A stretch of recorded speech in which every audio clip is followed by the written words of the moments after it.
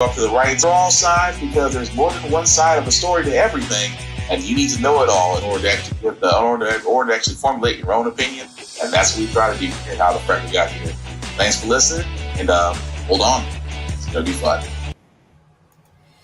All right, guys. Today's date, September 7th, 2022, and this is How the Frack Got Here. I'm your host, the most Will Buchanan on How the Frack Got Here. We do take the events of the week and try to make sense of it all. Before we get started, guys, let you know that we are a news channel. Sometimes words do fly. At the same time, there may be things that might be shown that might be too intense for younger viewers, so viewer discretion is advised. Aside from that, welcome. All right, so what do we have for the middle of the week? Well, not really I won't say not really a lot, because we always have a lot of news. We expect, but some confusing news. I'll start out with this. Start with this one right here. That for simple fact of the matter, Texas Department of Public Safety suspends 2 officers with pay during internal review of Uvalde response. Yes, unfortunately, the Uvalde response is still being looked into. As we did report last week, that all officers, short of the chief of police that was given his walking papers, all officers that were there during that time of waiting nearly 70 minutes to respond to an active shooter were allowed to go back and protect and serve. However, as of today, 2 of those officers with that group have now been put under suspension without pay regarding an internal review of law enforcement's actions that day. That'll be looked over by the Texas DPS Inspector General. The only thing I can sit there and say of this situation is I don't understand. I mean, yes, it was good that the chief of police, who was also the commander on site that day, was given his walking papers. There was literally no excuse for the simple fact of the matter is that they should have breached when it was a single lone armed gunman that they waited 70 minutes to breach while he killed young children. Yes, all the way should have been fired. And matter of fact, his pension should have been taken away from him just because he failed in his duties as chief of police. I also sat there and said last week that all those officers under his command should also no longer be allowed to protect and serve. But yet the same school commission in Texas in Uvalde allows them to serve. And now 2 of those said officers are now being put under the subject of investigation. All I can say is at this point, the parents have to be angry is one thing, but it's almost as if it's a never-ending nightmare because all they want is accountability. When I've been saying it best, everyone from the school down has some responsibility. I mean, everyone from the school down has responsibility, but initially the fault lies with law enforcement. Had law enforcement reacted quicker, who knows how many lives could have been saved. But it's almost as if it says one report, you say all officers are allowed to go back and protect and serve once school starts back up. Okay. Now you're saying that 2 of those officers out of that group are now under internal investigation. But if you're reviewing, I guess, said evidence, I guess the video that has been released beforehand that is showing all officers, wouldn't all officers that were there on site that were on the recording also be suspended without pay as well? It's just weird that it only comes down to 2 of them, which I can only think that the matter is that maybe out of those 2, that this is going to lead to something else. I would say I've been saying before, everybody that was on site as law enforcement officer that day failed, in my opinion, should be given their walking papers. But maybe that's the beginning of it. Maybe there's something on there that they're not showing, or maybe there's something else that only these 2 are involved in. I just feel like that's a little bit of a murky water that one week you say all officers can come back, the next week 2 officers suspended with pay pending an internal investigation. It just looks suspect. That's all I'm saying. When all the parents of those Uvalde children that were murdered, those parents simply want accountability. They do want to be able to bury their loved ones and to grieve and to really get their lives back on track. But they want accountability, and it just seems that accountability is coming very, very slowly. I could speculate and say, well, it's because law enforcement gets better protection than citizens do. I can argue that all day, but again, it's kind of hard to dismay that fact when one week all officers are allowed to come back, the next week 2 of those said officers are now suspended again. It just, in the words of Among Us, it seems a little sus. That's all I'm saying.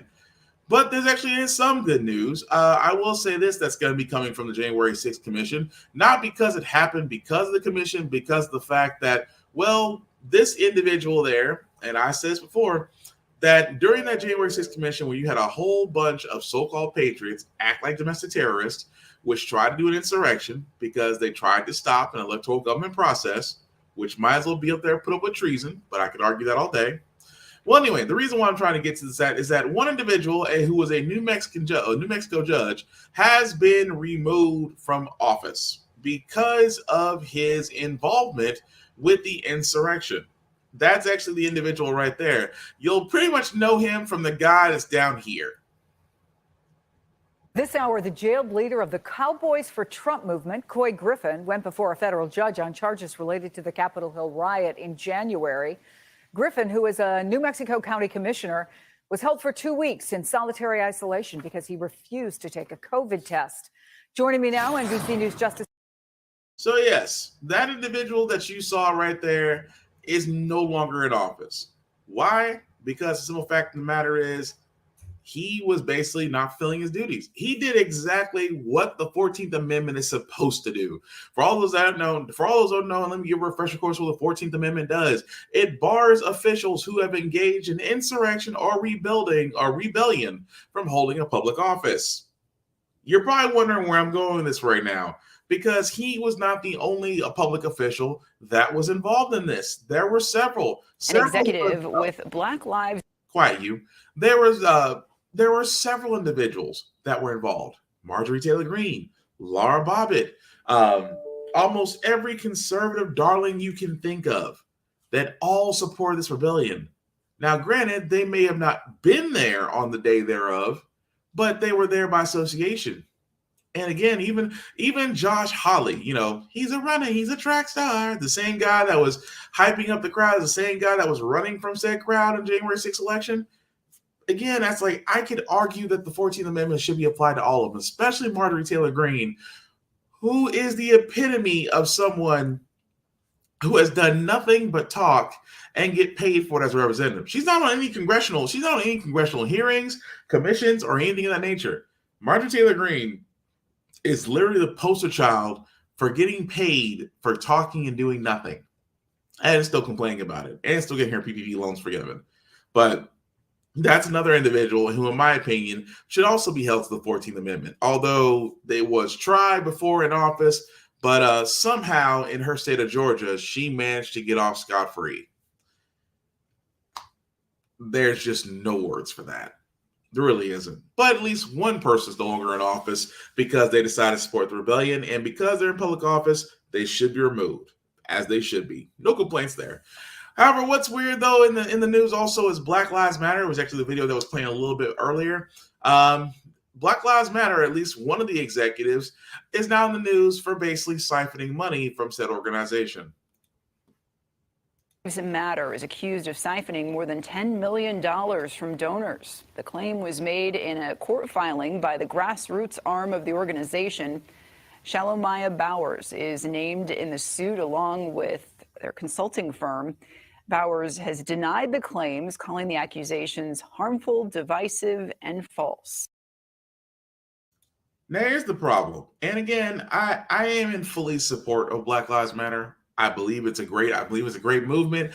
I believe that there's a lot that can be done there. A lot of good can come in the organization. No different from the NAACP or the multiple organizations out there that assist with minorities and people of color. I truly, truly do believe that. Even more so that there was an internal investigation. Driving in the internal investigation at Black Lives Matter, which actually led to this accusation of Mr. Bowers, who has been so-called allegedly been siphoning money.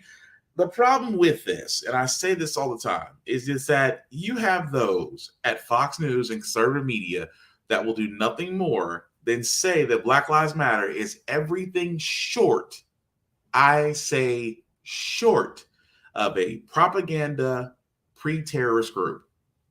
They always say, well, Black Lives Matter has all this money, but nobody questions where the money goes. Well, Black Lives Matter this, and then, what are they really for? Black Lives Matter is for defunding the police. You hear it all the time on conservative media. You do. You hear it all the time on conservative media. Do you think for 1 second that I guarantee you, if I were to go to foxnews.com right now, you don't think that's going to be one of their top stories? Well, we should be looking into Black Lives Matter. What are they really doing with the money? What are they really doing with what are they really doing with this? Are they really helping Black people? In the same sense that Fox News helps Black people. Absolutely nothing. I mean, it's amazing to me that a propaganda machine like Fox News will run with that.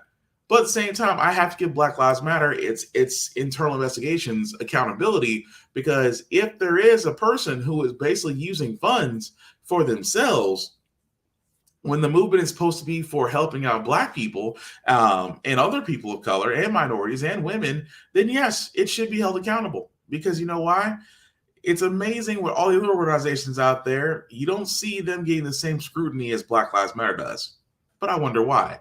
Because the moment we start saying Black Lives Matter, Blue Lives Matter, All Lives Matter, those came out. But you haven't heard from them since, because the other ones are bullshit. That's all I'm saying. But again, we'll follow that story as it comes along. Another story I wanted to get into was, again, I keep saying this, that in this very, as many times they keep on saying that jobs are available, that there are a lot of crappy ones, a lot of crappy paying ones. And I keep saying this, it's only going to get worse as employers realize that if they're not going to be paying better to where people can survive, and I do say survive, not thrive, survive, because it is amazing in 2022, you still find jobs that are paying $40,000 to $45,000. A $45,000 salary in America does not get you even a one-person bedroom. Doesn't even get you a one-bedroom apartment. $45,000 a year. $45,000 a year, where you literally your rent or mortgage takes up more than almost 70% of your paycheck. Think about that for a second. The fact that employers still believe that paying $44,000 or $45,000 at the low end instead of paying more than market rate. Because I keep saying this entire time, this is the reason why Biden even though Biden may be touting his victories at the time, there's still a couple of things he fell short on, because minimum wage should have been increased. I cannot stress that how long it's been since there's been a minimum wage increase, because profits for companies, even in a pandemic era, have soared. Billions have soared, not just oil companies, but energy companies, corporations that sell electronics, consumership with among them has went up, because we have to buy more, because we're getting less. Because again, with this whole thing of supplies, because everybody does, because it's kind of interesting now that I think about it, that not to go on a tangent, nobody, very few people recall the toilet paper incident that was 4 or 5 months ago, where everybody was so worried that we're gonna run out. What are you gonna do? We run out of toilet paper, and of course, classic American fashion, everybody bum rushed the stores, bought all the toilet paper that they could, and stores were out. Same with gas. There's gonna be a gas shortage. Go ahead and fill up your tank now. What do individuals do? Go fill up their gas, bum rush gas stations, because had everybody acted normally, everything would have worked out. So what am I getting to about the job field? Well, again, as school starts, we did report last week that already schools in Ohio were having a shortage because teachers are going on strike. You have schools in the South that can't fill vacancies. The schools had to go to a four day a week school week, because you don't have enough teachers. At the same time, here in Tennessee, they are lowering the standards for you to actually be a teacher on campus. Why? Because all educators are leaving. And at this moment, Seattle is now joining that very same teacher strike that a lot of parents and kids are now seeing. And the thing about it is, it's a very simple solution on solving this problem. Pay the teachers. Country are back in the classroom, but children in Seattle are staying home for their first day of school today, with teachers there expected to go on strike. The Seattle Education Association and School Board have been negotiating for months now over demands that the union has made, they say, to address teacher burnout. ABC's Mona Kozar-Abdi joins me live now from Seattle with more on this. Mona, they've been going back and forth for a while now. So what's the latest on these negotiations? Diane, they've been going back and forth for months. As of right now, the Seattle Education Association, which represents about 6,000 teachers in the district, and the school board are still in active negotiations. There was hope this morning that they may be able to strike a last-minute deal and avoid teachers hitting the picket line, but it seems that that hasn't come to fruition and that teachers are about to start that strike that they voted. About 95% of union members who voted yesterday approved that strike, and it is set to start in about 15 minutes. Now, as part of the school district's efforts to try to reach a deal, they did hire a legal mediator. So we will have to see how soon that will be able to work and both sides can reach a deal. Now, what exactly are the teachers asking for here? Well, the teachers say that these last couple of years have been very challenging, not just for them, but for the students as well. They say they are burnt out.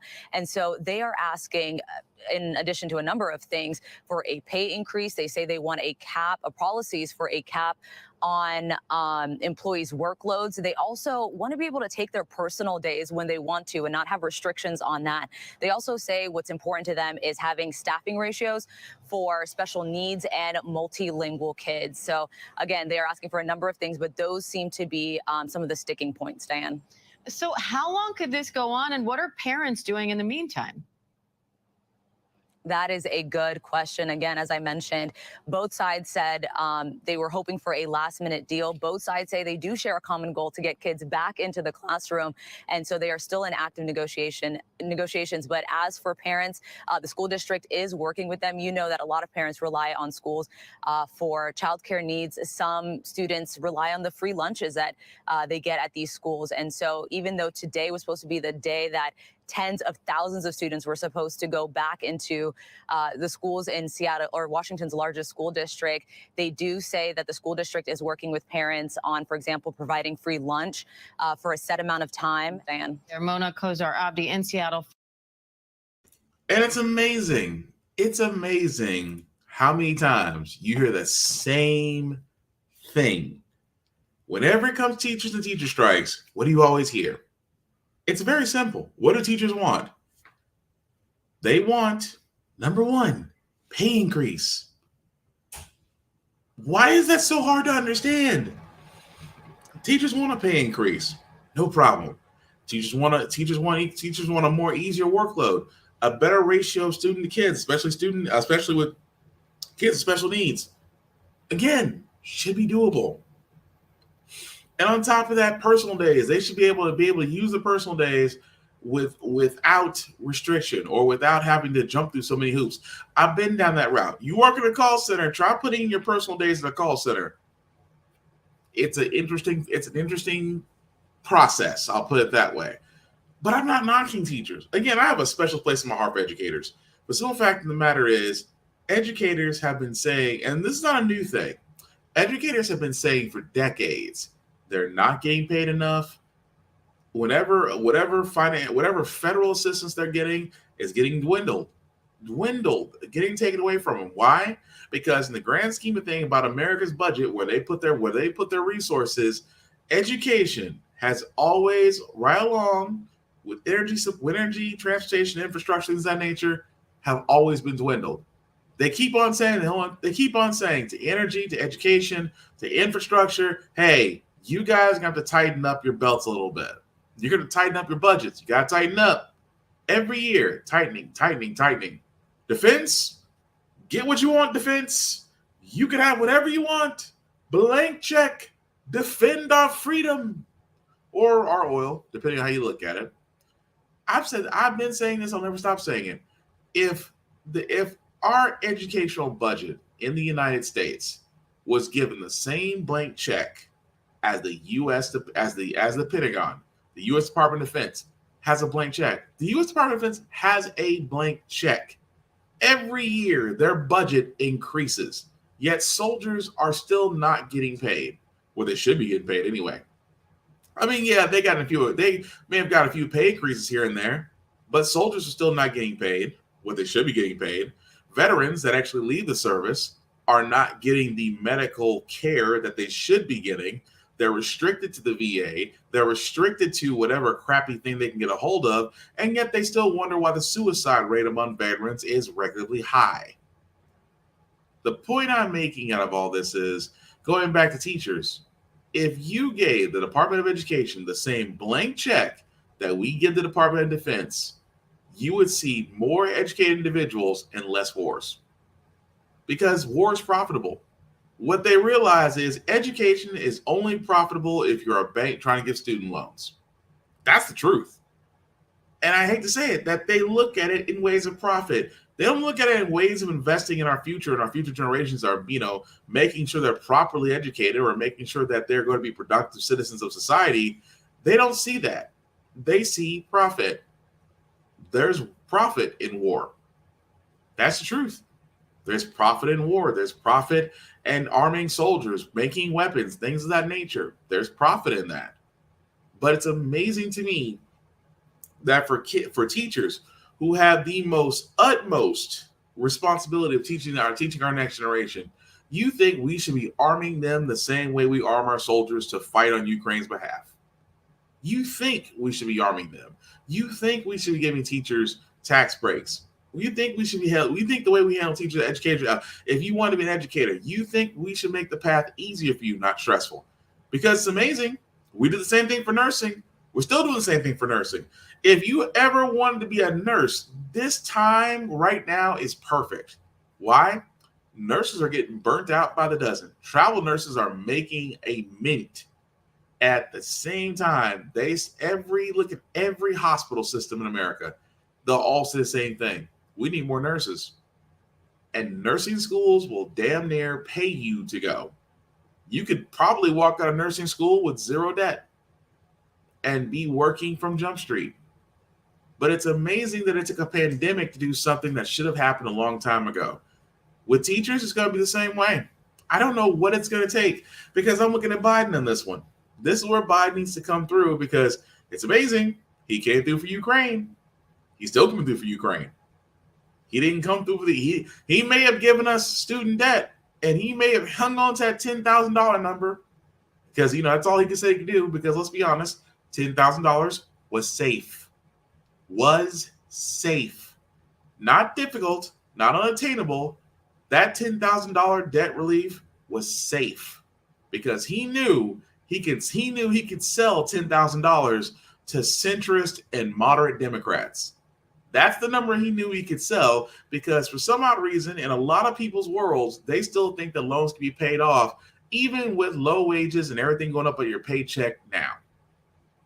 But with teachers, it's simple. Give them what they want. If you give them what they want, if you make it easier for teachers to become educators, if you honestly invested in education, we wouldn't have this problem. You want to know why? What company out there has problems if its employees are being paid well? Think about that for a second. If you are being well compensated for your job, do you really have complaints? I'm just saying. Educators the same way. Give them what they want. Or run the risk of having the same thing that a lot of schools are going through right now. Substitute teachers are trying to teach. Some people are going back to remote learning and 4-day school weeks. Or you can do the alternative because again, with the pandemic still going on and school right now is kind of a question in some states, a lot of parents have actually switched to homeschool. And even though I always said that homeschool would not be the path I would go in the past, not for my future children, but after listening to this, I really can't blame them. The country are turning to homeschooling as an alternative to traditional schools. According to the Census Bureau's Household Pulse survey, American households with school-age children who reported homeschooling increased from 5.4% in April 2020 to 11.1% in October of that same year. The spike has been even higher for Black families, rising from 3.3% in spring of 2020 to 16.1% that fall. Janaea Otey started homeschooling her children long before the pandemic disrupted in-person learning, and she joins me now with her son Caleb, along with professor of elementary education at the University of Georgia and author of Exploring Single Black Mothers' Resistance Through Homeschooling, Cheryl Field Smith. Thank you all for being here today. Such an important topic. And Janai, I want to start with you. What made you decide to homeschool your children, and how do you feel that's going? Well, we made the decision to homeschool our children because we wanted them to be able to excel and progress. So we wanted them to be able to, if they grasp a concept quickly or a subject matter, we wanted to be able to move them on and build upon those things and not stay into one subject at a time. We also wanted to provide a safe environment for our children, to provide a safe, engaging, healthy environment for our children. And we thought that homeschooling would allow us to do that. And also, it's important to be able to slow down when you need to and just to take more time on particular subjects or topics with your children. So, Caleb, what has homeschooling been like for you? What do you think maybe other kids don't understand if they're not living it? So I would say for me, a lot of people think like homeschoolers are antisocial or kind of stupid a little bit, but I don't think that's true. I mean, through homeschooling, my mom had a co-op with a lot of other moms, so I got to meet a lot of really cool kids that are still my friends today, and a lot of them are very smart. Now, Cheryl, homeschooling has grown across all groups in the wake of the pandemic, but especially among Black families. Now, one of the fastest growing demographics in homeschooling. As someone who spent years studying Black families who homeschool their children, what do you make of that rise? Well, there's quite a few things happening. I think certainly the pandemic made it rise much more quickly than it had been. But part of it is what's going on in schools today, where we have a focus on tests and standards more so than children sometimes. The curriculum gets narrowed. And teachers, you just had the piece on the constraints that are on teachers. In some districts today, I think people would be surprised to know that teachers are told what to teach, when to teach, and how to teach it. And that doesn't always align with the students in the classroom. And so exactly what this mom is saying, if your kids are able to do more, it seems like there's less space in the classroom for kids to be able to get advanced instruction. I heard that a lot from families. There's also very oppressive policies and practices in schools. We want kids to sit still and be quiet, and they're not going to do that. And so discipline disproportionality has been a huge issue that just seems to continue to grow, particularly in the southern states, where we have children of color, Black children, brown children are disciplined at a much higher rate than their other counterparts, even though they're doing the same things. And so those are the kinds of things, if you have your child labeled a troublemaker, to be able to escape that kind of destructive labeling of our children, that's what homeschooling provides. And I know that Caleb is just 16, and as I see here, just started at Faulkner University. So, Janaya, it sounds like you're doing great. Caleb, it sounds like you're doing great. So thank you all so much for coming on today and sharing your. Okay. And like I said, I used to be, and I say used to be, I'll admit it. Whenever someone said homeschooling, I'm like, my mind went to the Laura Ingalls Wilder, house on the prairie, your mom is teaching you and you're not getting enough social skills. And I'll be the first person to admit I was against it because I looked at it from a social aspect. It's like, for me, school is not just about learning. It's taking social cues, it's interacting with other kids. It's actually building up your social profile, if you will, and how you react with the world.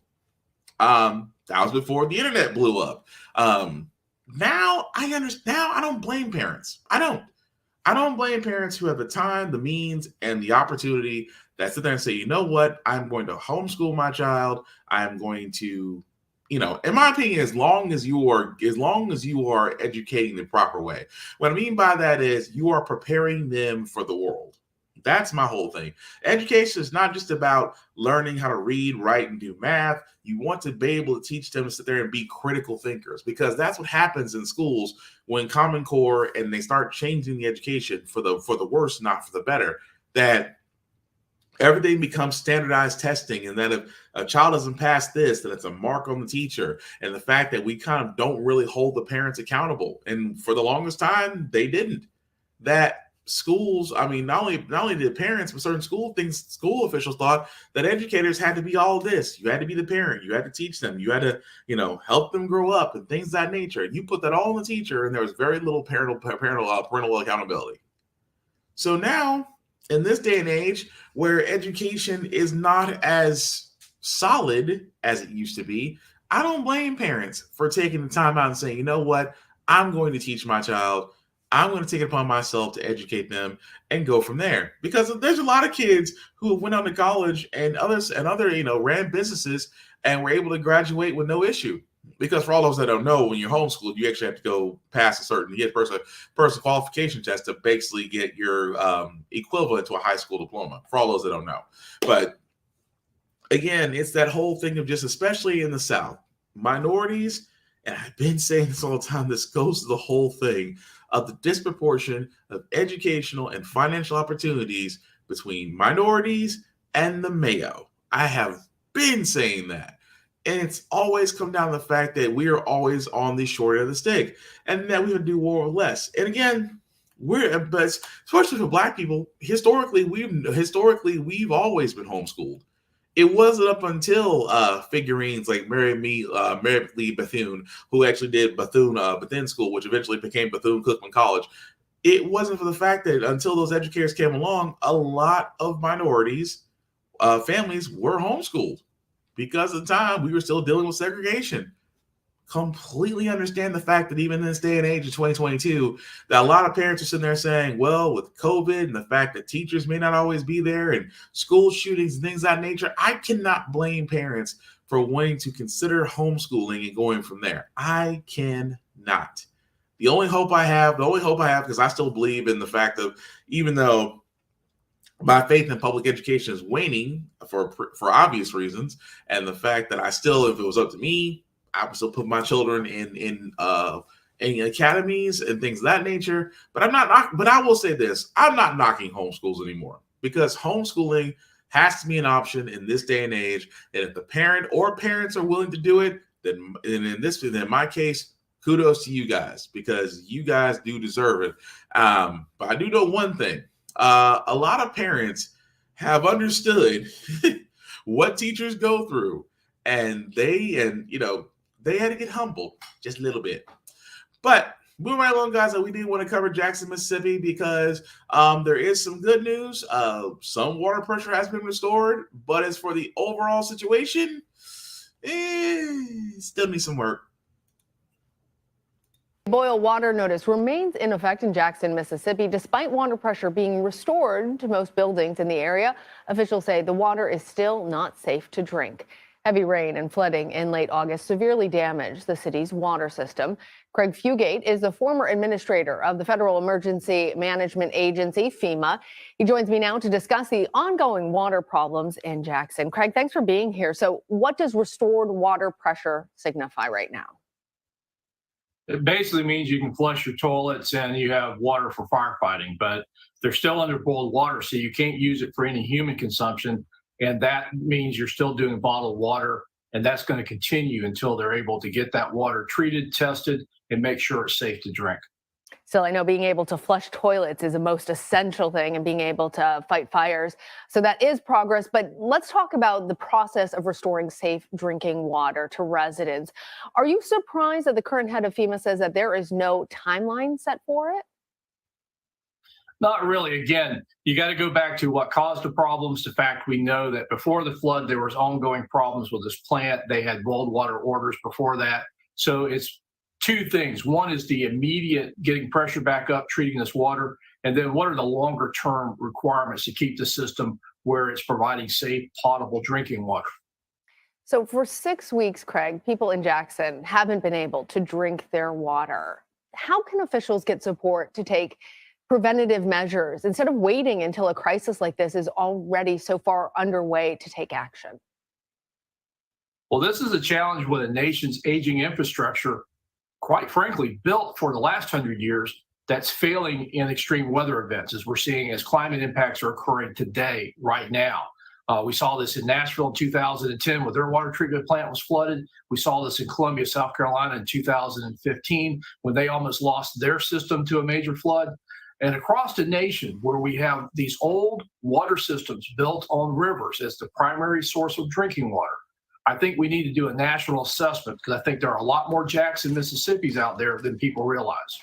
I think that that's an essential point to underscore, that it's happening in Jackson right now, but that the underlying problems exist in cities across the country.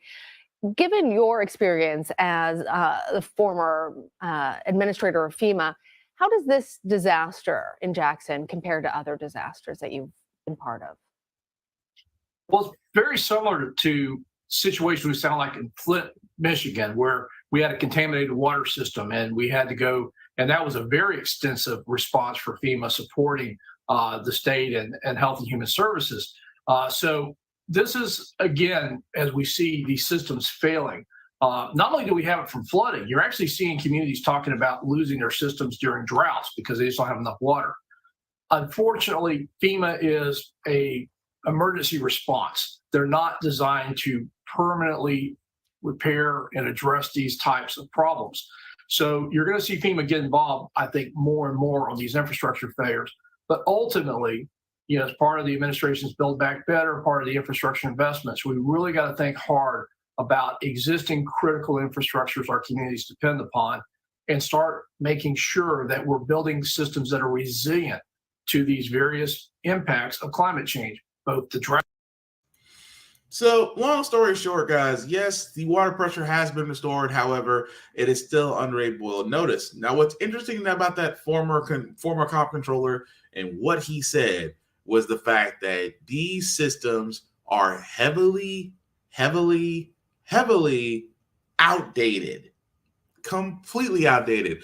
And this is the part where Biden with the infrastructure bill comes into place. Bridges, roads, pipes, wiring, copper tubing, all of that should have been replaced.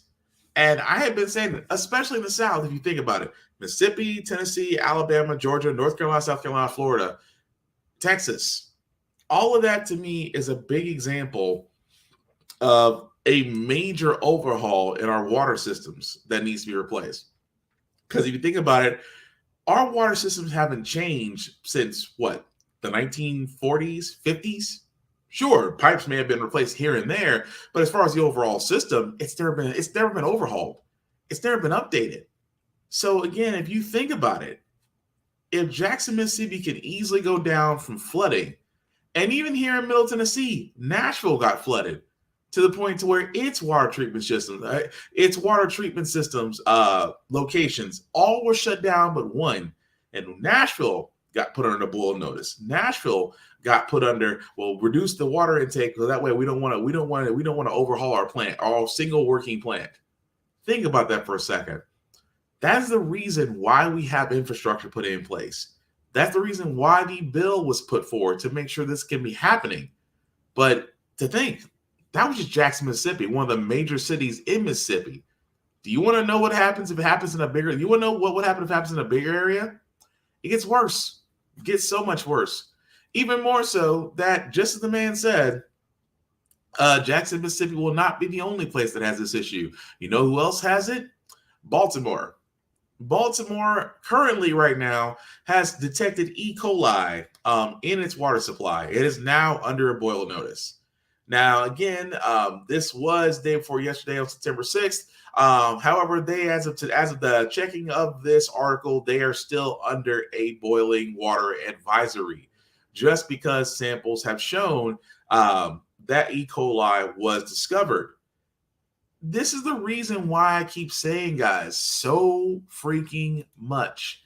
There is a reason why we have to make sure that these water systems, along with bridges, roads, dams, everything else, must be inspected and updated or upgraded, because we are going to run into more problems as climate change and sea levels and things of that nature. As all of those are changing, it is exposing the cracks.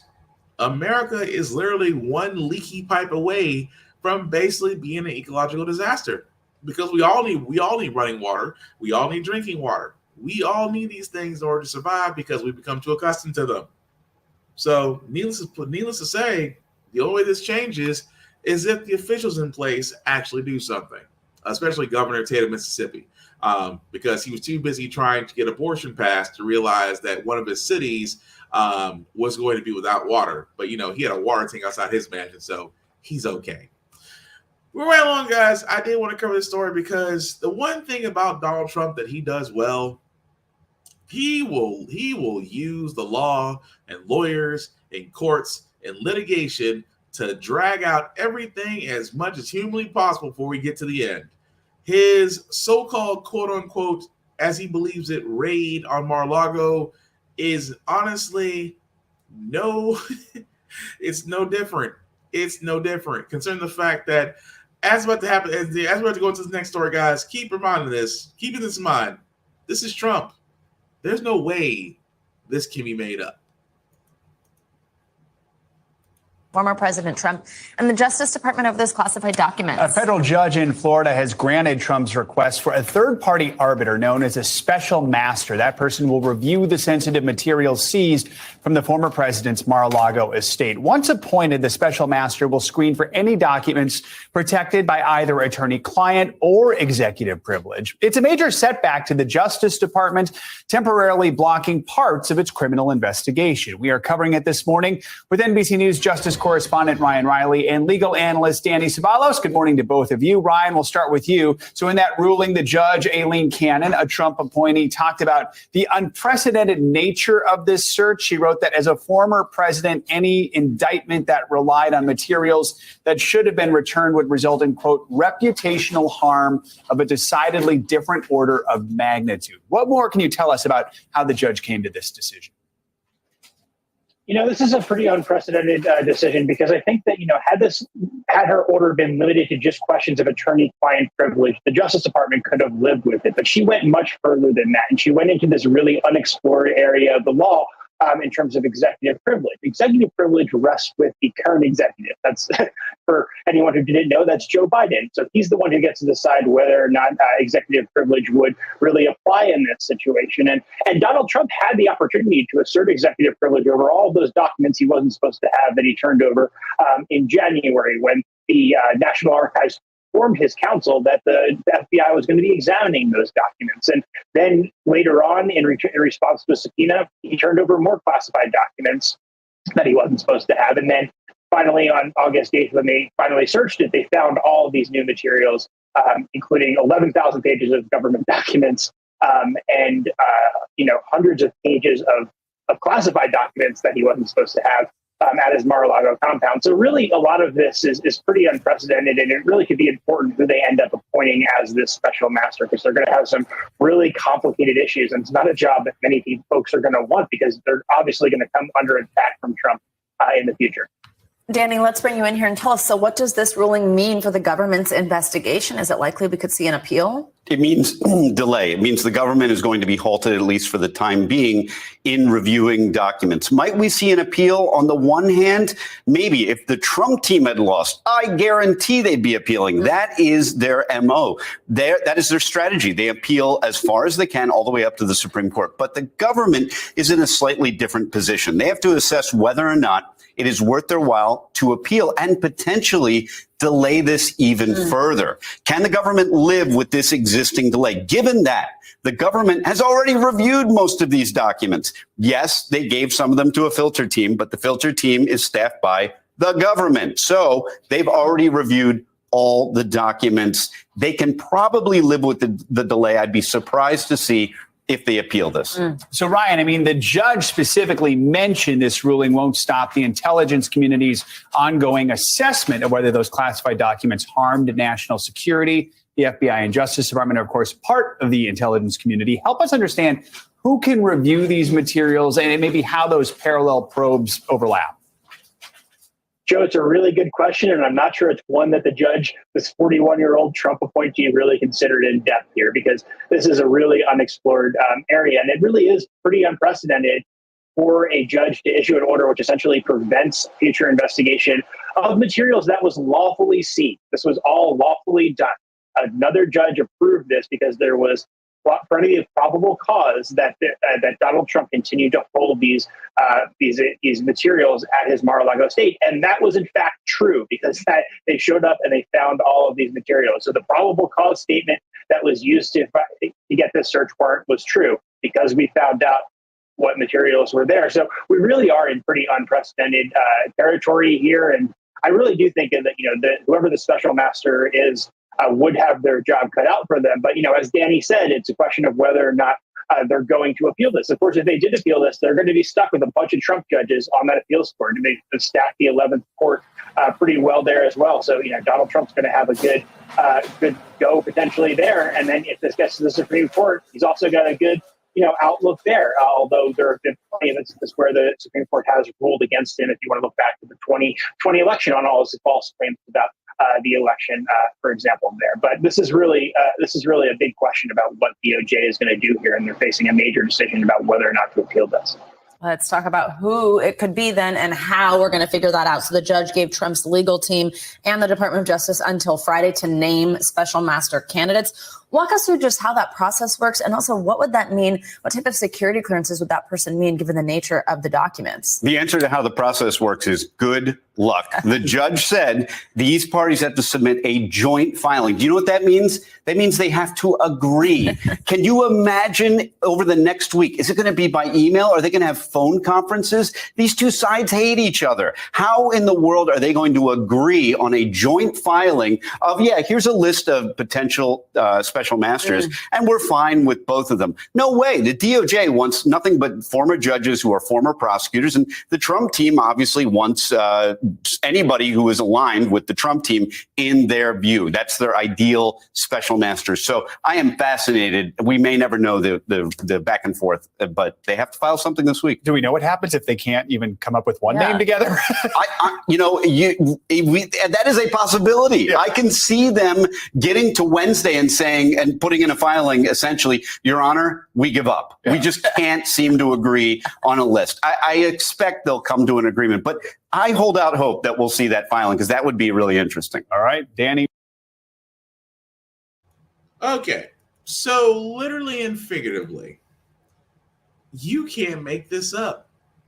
That not only, keep in mind, the raid on Mar-a-Lago was simply fulfilling out a search for top secret documents that the former failure-in-chief was not supposed to have, that he thought he could have, because he thought, as president, he can declassify documents, which he can't. He was asked multiple times to give it back. He didn't. So it involved the AG Merrick Garland. It involved the FBI director, who Trump appointed. It involved the governor of Florida, who had to be notified, and the Secret Service that was protecting Trump. And even the lawyer for Trump himself all knew that the FBI was going to come and search Mar-a-Lago for said documents. What does Trump do? Trump and his legal team have figured out, hey, here's how we can stop them from finding out of all the top secret documents that you got caught red-handed with, and to make sure that you don't violate make sure that they don't come across enough evidence to use the Espionage Act against you. Let's go ahead and do a request for a special master, which means the individual has to come in and review said documents that Trump has. Keep in mind, this is nothing more than delayed litigation tactics. As the journalist sat there and said, both sides have to agree on a list of people who are special masters. Even more so, the person who granted Trump this request, of course, is in Florida. And of course, appointed by Trump when he was failure-in-chief. Does anyone not see the conflict of interest here? That only in Florida can Trump still get away with things, at the same time delaying the inevitable. He is. I mean, it's amazing that who knew that of all things, documents would be the one thing that'll finally do in the failure-in-chief. Who knew that having top secret documents that you're not supposed to have because you went from president to private citizen And again, it is amazing to me the level of defense that his people and his cult are coming to him on. Well, he's the president. He can declassify documents. No, he can't. There's a reason why one individual alone cannot declassify documents. It goes through the process. Have you ever seen a classified document? That thing has more black. That thing in there has more black lines than a hardwood court than a basketball hardwood court. It really does. Has more black lines going through it because a lot of that information you are not allowed to read unless you have state clearance. Same way with the Mueller investigation. Same thing with Mueller investigation. I mean, William Hart took care of that. You know, Trump's former Attorney General, William Barr, took care of that because he redacted close to almost 80% of the Mueller report. And even then, all the redactions all said the same thing. The president had to have interfered with the election. So it's going to be interesting to see what they come up with since they have until Friday, which is a couple of days from now, to see if this list of special masters can be submitted. But again, this is Trump and his legal team, which again, I keep on saying, if you're a lawyer for Trump, it is Christmas for all the billable hours you can pay. Just good luck trying to get paid. From what I understand, Trump's a little skimpy when it comes down to actually paying his invoices. But moving right along, guys, I did want to cover this story as well because, again, this is why I sit there and say people always talk about certain colleges, things of that nature. I say this thing about certain Christian schools about indoctrination and that you're really trying, especially with some people, they try to sit there and say, well, LGBTQ is indoctrination. We should be talking about that in schools. Well, how about colleges? Because some colleges are deciding that they don't want to talk about that, nor do they want to acknowledge it exists. I am talking about BYU. BYU, for all those that don't know, that is owned by the Church of Christ of Latter-day Saints. That university has removed LGBTQ plus resource pamphlets from its welcome bags for new students. I can only wonder why. Keep in mind, BYU is a religious campus, is a religious school, and the simple fact of the matter is they don't really keep or discriminate, but at the same time, you're a new student on campus. You're a freshman. You should be given allowed. You should know all about the services, amenities that you yourself pay for because you decided to take on higher education. Imagine if you're an LGBTQ plus student and you don't know about half the things that are happening on that campus, simply put, because they decided not to tell you. It's amazing. That's why I said it's amazing to me where it comes this whole thing of just how can universities get away with this? I mean, you can argue schools up and down. You really could. You can argue schools up and down. How is a university able to get away with this? How is a university able to sit there and say, oh, well, we can't discriminate against you, but we don't really have to talk about the things that we offer here on campus or things that may be offered here by students on campus. We don't got to do that. But imagine you're paying tuition to go to a school that won't even acknowledge your preference, your pronouns, and your gender. Kind of fucked up, don't you think? But it's BYU. And the one thing I've always said about these schools that have a religious incantation or religious indentation, like Notre Dame, for example, completely Catholic, BYU, Notre Dame, and a list of other schools all fit those same parameters. But it's amazing to me for religions that talk about love and acceptance that when it comes to same-sex and transgender and binary and non-binary, they're kind of deaf and blind. Kind of interesting. Move right along, guys. Again, I keep saying the job shortage doesn't affect just teachers. It affects pilots, too. Even more so that some small field commercial airfields will become less and less crowded. Why? Lack of pilots is leading to the fact that certain airfields will no longer be used. Again, the only way this gets fixed, pay the people. This is one of the final commercial flights into Dubuque, Iowa. We love having the airport right here in Dubuque. But starting September 7th, that's all going to change. American Airlines will be pulling its regional service after 35 years. I was on one of their last trips. I'm now boarding one of the 2 flights that go to Dubuque every day from Chicago. Hi there. American calling the cuts a response to regional pilot shortages. Dubuque is home to just 60,000 people, but the area boasts 8 colleges, large businesses, and the iconic Field of Dreams. The reduction of these routes not just impacting the communities they serve, but also leading to less economic activity, fewer business travelers and tourists going back into major cities. Who would you go visit on an airplane? Jennifer Montgomery is losing her 5-minute drive to the airport, a luxury she fears will mean fewer visits to her sister in California.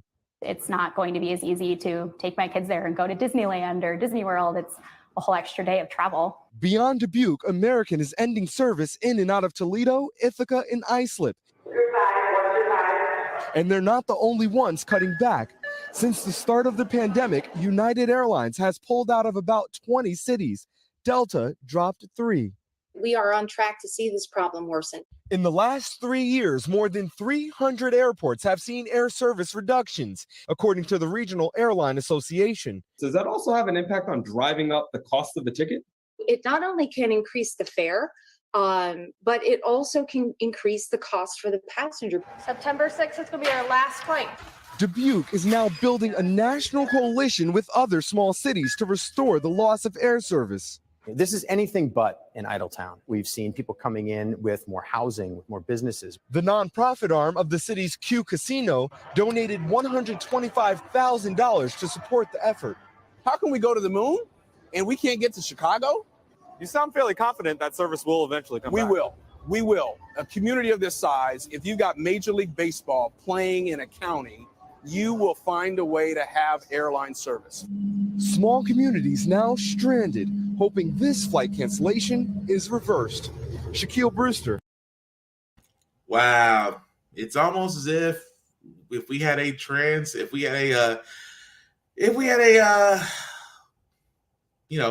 high-speed transcontinental roadway, we wouldn't have this problem. I've been saying that. I'm sorry, I've been saying that. Aside from pilots and, pilot burnout and pilots aren't actually getting paid, it's right up there with educators. It's right up there with almost every employment sector. You have burned out individuals, not enough pay. At the same time, they're either retiring, quitting, or finding other professions. Airlines are no different. You could have all the stewardess in the air, and God bless you, stewardess, for what y'all deal with up in the air. Same with pilots. You're going to have a hard time trying to get pilots to sit there and still fly the friendly skies. And I've been saying this. This is the one thing that's always bothered me, that with the U.S. You think, for the simple fact of the matter is, by now in 2022, I should be able to hop on a bullet train here in Tennessee and be able to get to Los Angeles, California in a matter of hours. Just saying, I should be able to. It is amazing to me that with all our airline system, if you will, why don't we have an alternative to flying? Because I would think if you had a high-speed rail system that got you from coast to coast in the U.S. or got you to most major cities in the U.S., it would be a humongous release of stress off our airline travel. Think about that. Airline travel, if there was a high-speed rail system in the U.S., mostly for most air travel, would probably be out the country. If you can get to certain areas, certain major cities from most locations, air travel would probably be. It would still be used.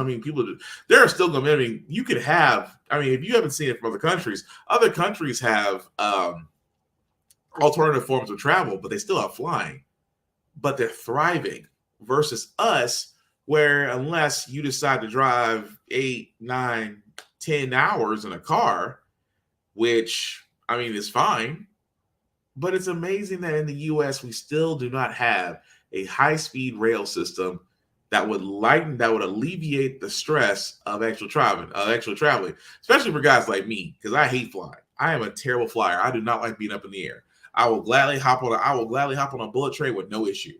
But again, it's just amazing to me that we have all these issues, and yet Democrats, I'm looking at y'all because you guys are going to make me nervous come November. Yes, the Republicans may have handed you a whole bunch of women voters and minorities, but the simple fact of the matter is they sat there and said F Roe versus Wade and told women, you are the red-lettered women in The Handmaid's Tale. You are the red robe women. That's what you are. And granted, they turned around that they did that, but it doesn't mean anything. Yes, Biden may have, delivered on his promise of student relief, still not enough. If Democrats are somehow able to retain some kind of control, if I were them, it's time to get progressive. It's time to move forward with infrastructure. It's time to move forward with, minimum wage increases. It's time to move forward with actually putting down the bones to actually get us a trans rail system. It's time to modernize. It's time to be progressive. It's that simple. That's all I'm saying. Even more so that even California, which again, this is my last word for you to our feel good segment. California figured this out because again, with California guys, they figured out that, hey, the only way we're going to actually get fast food workers for what they need is to create, and again, I'm not in love with the idea, but it's a start. What I mean by that is Governor Newsom in California signed a measure that creates a 10-member fast food council that is empowered to set minimum standards for wages, hours, and working conditions in California, which is kind of a way of sitting there saying we're creating an overall union for all fast food companies and service industry to fall on. And I'm not mad about this. Again, this law is actually going to have a fast food council with equal number of workers and workers delegates, employees representatives, 2 state officials that are going to be empowered to actually do just that. Now, I admit it is a start because for me, the easiest thing would have been the easiest thing to do was actually knock up the minimum wage. Knock up the minimum wage because it's federal. Everybody has to follow it. If the minimum wage was at least 24 to 25, even on a good day, $26 an hour, the cost of living would not shift as much.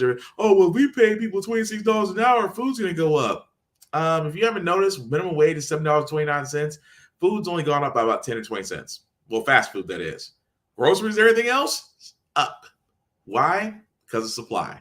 So miss me with the minimum wage increases are going to cause more prices BS, because minimum wage hasn't changed since 2007, and things at the grocery store have at least jumped anywhere from $7 to $8 more. So miss me with that. But again, I do dig the fact of what California's trying to do. I still think that it can do a lot of great work, but we'll see. I mean, like I said about Joe Biden's student loan debt relief plan, it's a start. Do I think it can be better? Obviously, we can forgive the whole debt, but again, it's a start. And again, we have to see what happens past November, because like I said, Democrats may retain control.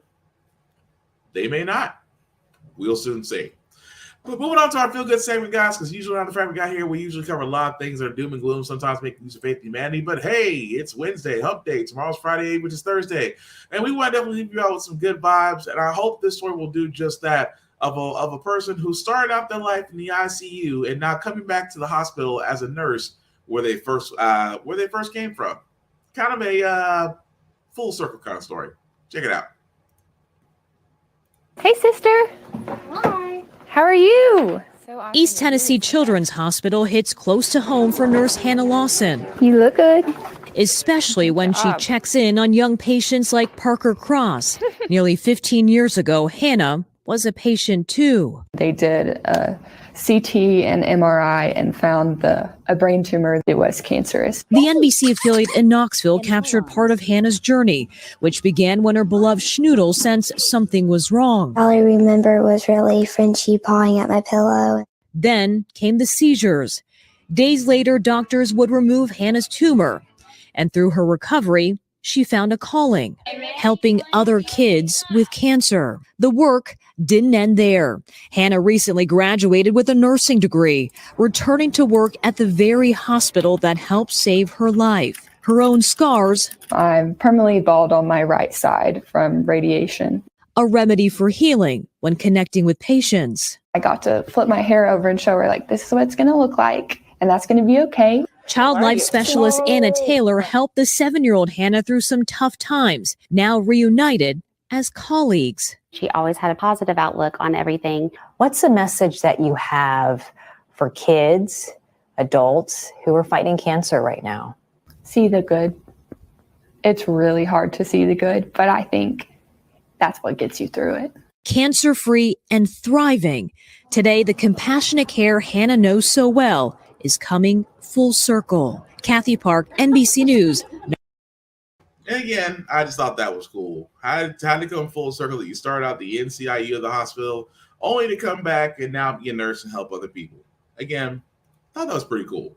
But that's going to do it for this podcast, guys. I do thank you for watching, for liking, for sharing, for letting people know this is live. I certainly appreciate that.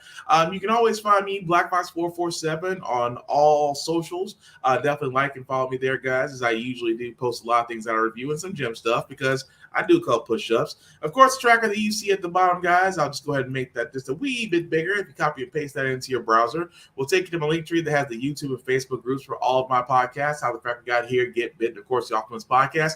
Definitely like, share, and subscribe to all of those. That'd be so certainly appreciated. Not mostly appreciated. That was good and terrible. It's always appreciated. But also, check out my boy, Avon Westman on Facebook, Big BZ on socials. Definitely check him out, as he definitely has discovered TikTok, and he has his What Is Big BZ Thinking moments. Definitely funny, but definitely check him a shout, like and share from there. And aside from that, guys, like I usually say, we're all about positivity here. You know, reach out to people that you care about. Check on them. Say hi, especially brothers. If you see a brother out in public, what's up? How you doing? Check on them, because each of us are fighting a battle that nobody knows about. And just by checking on somebody, saying hi, or just being kind, you might do more than just, brighten up their day a little bit. You might actually save life in the process. So certainly do just that, because it takes zero energy to be nice. It takes everything in you to be a dick. So don't be a dick, simply put. Also, at the same time, guys, COVID is still out there, and it's many other variants, almost like a King Dynasty thing, really. If you're going to be out in the crowd with a lot of foot traffic, please wear a mask. Please protect yourself and others, because that's the only way we're going to get past this pandemic, because I know it has been said in a while, but yes, we are in a pandemic. Definitely protect yourself so you can protect others, so we can all look forward to a longer, happy life. That's all I'm saying. That being said, guys, last thing I'll say about How the Frack Got Here, it's all about staying informed. We are not trying to reinvent the wheel. We are simply giving you all the information, allowing you to make up your own mind for yourself. But we do provide a lot of perspective that goes along with it. We do better as a society once we're informed. We're progressive. We move forward. We try to right the wrongs of our past by making decisions now that we should have done back then, like electing our first Black woman to the Supreme Court, like electing our first Black woman to the Federal Board of Governors, electing our first Black 4-star general. When we don't learn from history, we are doomed to repeat it. That's why we keep asking ourselves, why does everything go up by our paycheck? Why are we electing different politicians, but still the same old story? And most importantly, how the Frack got here. Thank you all for watching, guys. Take care of yourselves.